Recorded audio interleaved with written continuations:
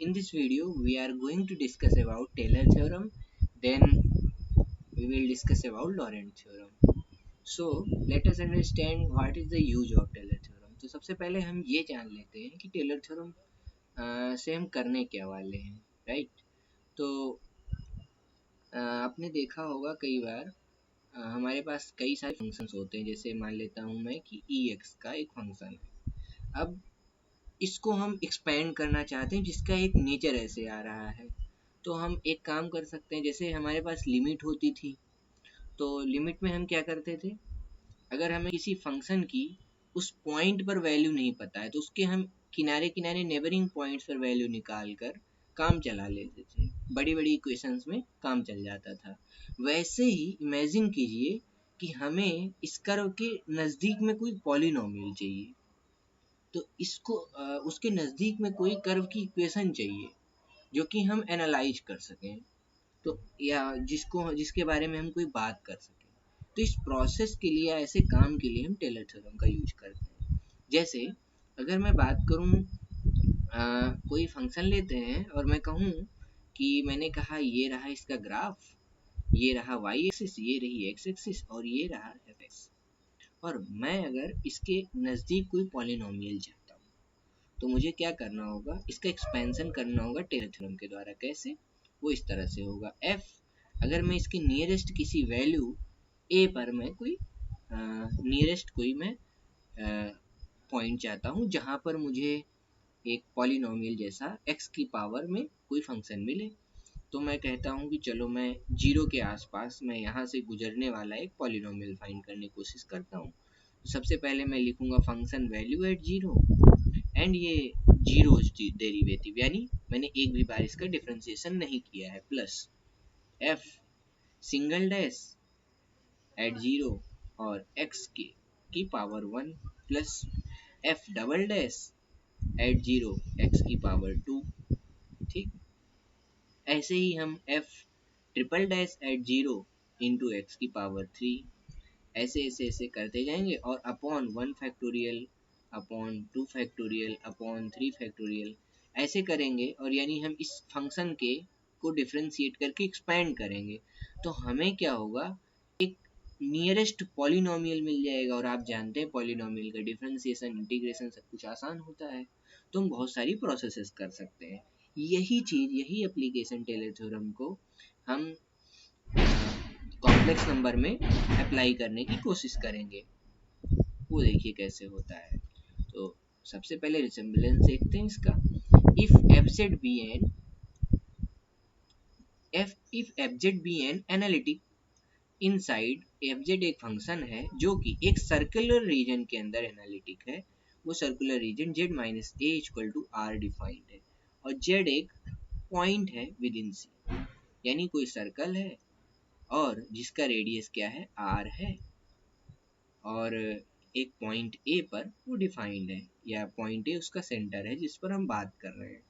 तो उस F Z function का एक्सपेंशन क्या होने वाला है, जैसे वहाँ एफ एक्स एट जीरो था, एफ एट जीरो, वैसे यहाँ F at A F dash A into Z minus A, ऐसे ही जेड माइनस ए का square upon two factorial Z minus A की power N upon N factorial. ऐसे ही इसको हम समेशन के फॉर्मेट में लिख सकते हैं, nth टर्म। उसी तरह n इक्वल टू जीरो से जेड माइनस ए की power n into F N at A. तो अब हम इतने वाले जो टर्म है इसको हम ए एन मान लेते हैं, ये जो n पे डिपेंड कर रहा है और कोई कांस्टेंट वैल्यू है, तो ये हो गया। अब यहाँ से एक अच्छी चीज मिलती है, ये जो n है एफ एन, ये nth डेरिवेटिव है। याद कीजिए कॉसी इंटीग्रल फॉर्मूला में nth ऑर्डर डेरिवेटिव के लिए हमें पता है, तो उसी को हम लिख सकते हैं f nth order derivative of f a क्या होता है, n factorial upon two pi i integral at some curve c is f Z upon Z minus a to the power n plus one d z. और हम इसे कैसे लिख सकते हैं, ये जो n फैक्टोरियल टर्म था यहाँ वाला, ये n फैक्टोरियल इधर भेजा, जब इधर आके डिवाइड हुआ तो क्या बन जाएगा, ए एन बन जाएगा। अब अगले स्टेप में आते हैं, ऐसे ही लॉरेंट्ज थ्योरम। अब टेलर थ्योरम की क्या खास बात थी, ये एक सर्कुलर रीजन में हम इसको ऑपरेट कर रहे थे। अब बात करते हैं कोई हमें एनालस रीजन हो दो सर्कल के बीच में, मतलब हमने कहा एक सर्कल ये C1 है, ये रहा हमारा सर्कल C1 जिसका सेंटर है A, Z equal to A एक सेंटर है, और एक सर्कल रहा C2 और उसके बीच का रीजन यानी दो कर्व के बीच के रीजन को हम एनालस कहते हैं, यानी इस रीजन में हमें वैल्यू चाहिए, इस रीजन में हमें कर्व को डिफाइन करना है। तो क्या होगा हमारी सीरीज n इक्वल टू 0 से a n z minus a into n to infinity, वही एफ जेड का एक्सपेंशन जैसे टेलर में था, और एक स्टेप यहाँ और बढ़ेगा बी एन जेड की पावर माइनस एन पर n इक्वल टू 1 से इन्फिनिटी। याद रखिएगा ये टर्म 1 टू इन्फिनिटी जाता है, और ये जो बी एन है ना वो a माइनस एन के बराबर होता है बस। अब जहाँ जहाँ n का एक्सपेंशन है वहाँ वहाँ माइनस एन डाल देंगे तो हमें फिर से बी एन मिल जाएगा। तो ए एन क्या है 1/2 पाई आई C1 यानी कर्व C1 के लिए, यानी ये जो अंदर वाला कर्व है इसके लिए F Z upon Z minus A N plus one. फिर ऐसे ए माइनस एन यानी बी एन को हम क्या लिखेंगे 2 pi I F Z D Z Z minus A minus N plus. ये तो रही थ्योरम्स। अब हम एक चीज़ और डिस्कस कर लेते हैं बाइनोमियल के बारे में। तो बाइनोमियल एक्सपेंशन के बारे में हम सभी जानते हैं, अगर पहले हम अप्रॉक्सीमेट कर लेते थे, अगर ऐसे दिया हो वन प्लस एक्स की पावर एन तो इसको हम ऐसे करके लिख देते थे ना 1 प्लस एन एक्स, वेयर ये जो x था इसका मॉडुलस 1 से छोटा हो तभी। तो याद कीजिए इसका एक्सपेंशन कैसे आता है 1 प्लस एक्स की पावर माइनस वन का और 1 माइनस एक्स की पावर माइनस वन। इसके लिए हम क्या करेंगे, तो देखिए अगर हमारे पास कोई ऐसी सीरीज हो 1 plus x square plus x cube ऐसे दिया हो और इन्फानाइट तक हो, तो ये क्या है एक जीपी सीरीज है, वेयर कॉमन रेशियो क्या है, यहाँ कॉमन रेशियो यानी r इसकी वैल्यू क्या है x है। तो हम इन्फिनाइट टर्म के लिए जीपी का सम कैसे लिखते हैं s a equal to a upon first term और 1 माइनस आर। तो यहाँ r की वैल्यू क्या है x है और a की वैल्यू 1 है, r की वैल्यू x है, तो हम इसे क्या लिख सकते हैं 1 अपॉन 1 माइनस एक्स, और ये क्या है 1 माइनस एक्स की पावर माइनस वन। तो इसे हम क्या लिख सकते हैं 1 माइनस एक्स की पावर 1 का एक्सपेंशन हो गया। वैसे ही अब हम ये जो r था r को ले लें माइनस एक्स, ऐसे केस में क्या सीरीज बनेगी 1 minus x plus x square minus x cube and so on. तो इसका समेशन कैसे होगा 1 माइनस माइनस एक्स, ये क्या हो जाएगा 1 अपॉन 1 प्लस एक्स, ये क्या हो जाएगा 1 प्लस एक्स की पावर माइनस वन का एक्सपेंशन। तो ये अब ऐसे ही अगर हमें कोई फंक्शन दिया गया हो एफ जेड और इसे हम एक्सपेंड करना चाहें, बाइनोमिकली एक्सपेंशन करना चाहें इसका, तो अगर कहा जाए हमें इस रीजन में करना है तो हम कैसे करेंगे mod Z is less then one. Z mod Z is less then one क्या है एक सर्कुलर रीजन है जिसका रेडियस 1 है और इसके अंदर की बात हो रही है।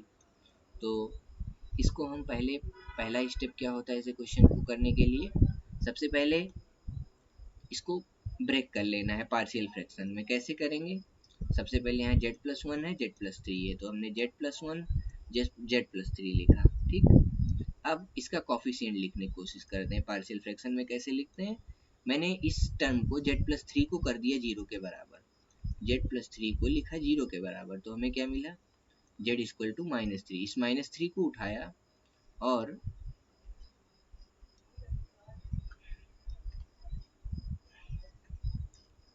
माइनस थ्री को उठाया और यहाँ ला के डाल दिया दूसरे वाले टर्म में, यानी यहाँ पर जेड प्लस वन में, ठीक। तो हमें क्या मिल जाएगा minus three plus one minus one by two. तो ये जेड प्लस थ्री वाले के लिए फैक्टोरियल होगा, मतलब कॉफिशिएंट होगा। वैसे ही अगर हमें इसके लिए चाहिए 1/2 वाले के लिए यानी जेड प्लस वन के लिए, तो हमें क्या करना होगा जेड प्लस वन को जीरो करना होगा, वैल्यू क्या आएगी माइनस वन, उसको लाके यहाँ फिर से इसको छोड़ के यानी इस पार्ट को जिसके बारे में बात करें इसको छुपा लो, फिर जो बचा वो कॉफिशिएंट यहाँ डाल दिए, ठीक।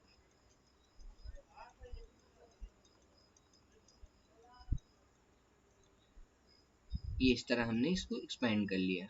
अगला स्टेप क्या है, अब जैसे हम बाइनोमियल में क्या करते थे 1 प्लस एक्स की पावर माइनस वन का एक्सपेंशन तभी वैलिड था जब ये जो x है मॉडुलस ऑफ x 1 से छोटा हो। तो हम क्या करेंगे, modulus of z is less than 1, यानी पहला केस, जब हम पहला केस सॉल्व कर रहे होंगे modulus of z is less than 1 के लिए, इस केस के लिए, तो हम इसे क्या लिख सकते हैं, modulus of z is less than 1। तो हम ये भी तो कह सकते हैं modulus of z by 3 is less than 1 by 3। हम ये भी कह सकते हैं z by 3 is less than 1 by 3 is less than 1। तो यानी ये मॉडुलस ऑफ 1 से छोटा है, मॉडुलस ऑफ z इस केस में मॉडुलस ऑफ, ये अगर हमारा x है तो ये 1 से छोटा है। तो हम आगे फर्दर क्या कर सकते हैं, z प्लस 1 की पावर माइनस 1। अब यहाँ देखो z प्लस 3 है, अब हम इसमें अगर 3 कॉमन ले लें तो z बाई 3 प्लस 1 हो गया, तो यानी ये भी 1 से छोटा हो गया। अब हम इसका एक्सपेंशन कर सकते हैं, ये 1 प्लस एक्स का फॉर्मेट, ये 1 प्लस एक्स का फॉर्मेट, फिर वही एक्सपेंशन माइनस 1 की पावर n z की पावर n। यहाँ ध्यान दीजिए पीछे समेशन ऑफ x का, इसे हम किस तरह लिख सकते हैं, इसे हम लिख सकते हैं सिग्मा x की पावर n, और इसे क्या लिख सकते हैं, इसका nth टर्म क्या है, माइनस 1 की पावर n इंटू एक्स की पावर n। तो हम इसके आगे समेशन लगा के ऐसे लिख सकते हैं 0 टू इन्फिनिटी के लिए। वैसे ही यहाँ भी, तो ये वाला टर्म क्या हो जाएगा, z प्लस 1 की पावर माइनस 1। ऐसे ही यहाँ 1 बाई 3 हमने क्या लिया, कॉमन लिया अगले स्टेप में, जो ये z बाई 3 था प्लस 1, ये हो गया z बाई 3 माइनस 1। और इसको हमने क्या लिखा, z प्लस 1 की पावर माइनस 1, यानी ये माइनस 1 का समेशन z का समेशन। ऐसे ही यहाँ x की वैल्यू क्या है, इस वाले में x equal to z by 3 है, तो इसे हम क्या लिखते, समेशन ऑफ माइनस 1 की पावर n इंटू एक्स की पावर n। तो यहाँ हमारा x क्या है, जेड बाई 3 है, तो ये हमारा एक्सपेंशन हो गया। ऐसे ही case 2, modulus of z is less than 3, तो यानी z by 3 is less than 1,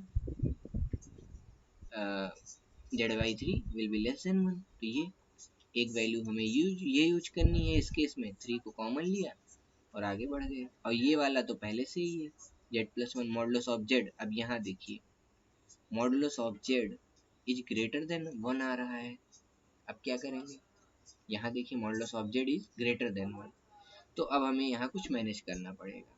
अब उसे कैसे हैंडल करेंगे, इसे हैंडल करने के लिए अगर हमें 1 greater than modulus of z, तो अगर मैं इसको इधर ले आऊँ तो क्या हो जाएगा, 1 by Z is less than 1। तो हम क्या कर सकते हैं, z कॉमन ले सकते हैं, यहाँ पर z कॉमन ले लिया, 1 बाई जेड प्लस 1, और यहाँ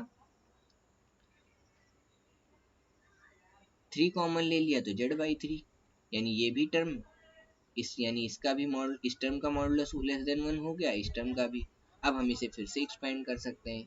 यानी बेसिक आइडिया इसके पीछे क्या है, जब हम इस फॉर्मेट में लिखें ऐसे, तो ये जो वैल्यू है, ये जो x है, इसकी कोशिश करना है इस x का मॉडुलस 1 से कम आए, यानी x की जो मैक्सिमम वैल्यू हो, पॉसिबल वैल्यू 1 से कम ही हो।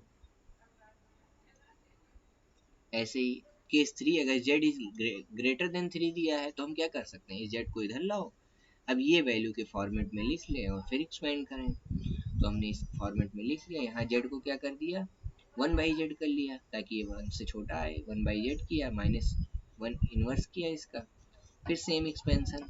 ऐसे ही यहाँ z कॉमन लिया, 3 बाई जेड बन गया, फिर उसका एक्सपेंशन।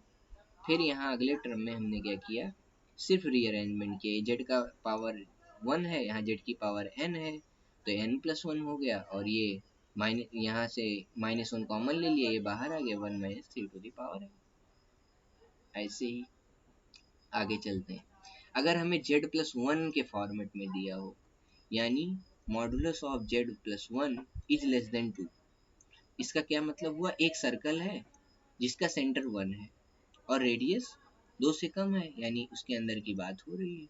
यानी एक्सपेंशन हम इस z प्लस 1 के पावर में लिखेंगे, यानी ये एफ जेड जो हमारा था उसको हमने ऐसे एक्सपेंड करके लिखा, सबसे पहले पार्शियल फ्रैक्शन लगाया पहले स्टेप में, यहाँ पर इसको तोड़ा z प्लस 1 z प्लस 3 में। अब इस z प्लस 3 को भी तो हम तोड़ सकते हैं, z प्लस 1 प्लस 2 लिख सकते हैं। अब z plus 1 is less then 2 है, यानी अगर हम 2 यहाँ भेज दें तो ये हम क्या लिख सकते हैं, z plus 1 upon 2 is less then 2, ये चीज़। अगर ये लेस देन 2 है तो हम क्या कर सकते हैं, यहाँ पर ये हमने 2 से डिवाइड, 2 कॉमन लिया, 2 बाहर कर दिया, 2 से डिवाइड कर दिया। अब ये जो वैल्यू है इसका मॉडुलस, इसे हम अपना x बोल सकते हैं, ये modulus of x is less than 1 हो गया। ऐसे ही यहाँ भी ये पहले से ही इनवर्स में है तो कोई दिक्कत नहीं, 1/z+1।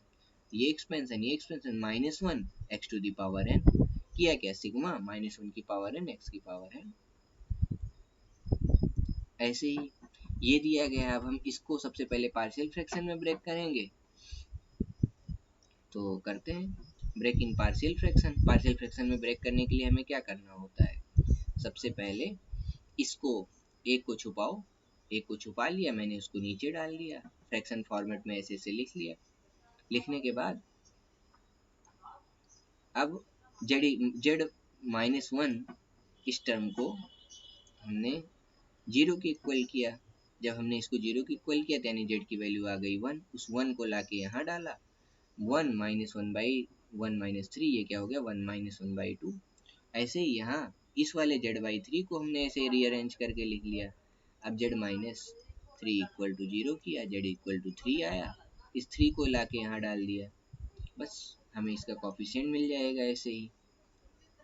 अब यहाँ हमने क्या फॉलो किया है, हमने बस एक छोटी सी ट्रिक लगाई है। 1/x इंटू वाई को हम ये लिख सकते हैं 1/x अपॉन वाई अपॉन 1। तो इसे रीअरेंज करो तो वही आएगा x इंटू वाई। अगर हमें ये रीजन दिया गया हो z-1 इज लेस देन 2, 0 से 2, तो उसी रीजन के लिए हमने फर्दर पिछले क्वेश्चन को ब्रेक किया था। z-2 इज, ये हमें दिया गया है z-1 इज लेस देन 2, तो क्या हो जाएगा z-1 का modulus by 2 is less than 1। तो ये पूरा हम लिख सकते हैं बाई 2 इज लेस देन 1।